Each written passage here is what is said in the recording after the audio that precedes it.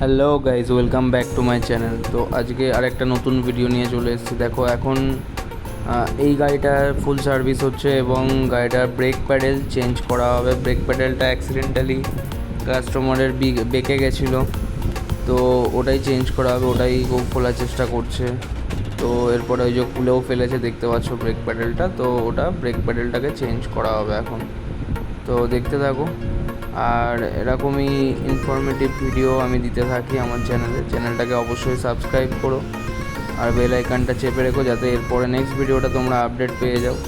আর আমি ভিডিওটা বানাই দ্য কান্ট্রি মোটরস মধ্যমগ্রাম থেকে, আমাদের সার্ভিস সেন্টার। তো এখানে আসতে পারো, আমি সার্ভিস কনসালটেন্ট অয়ন।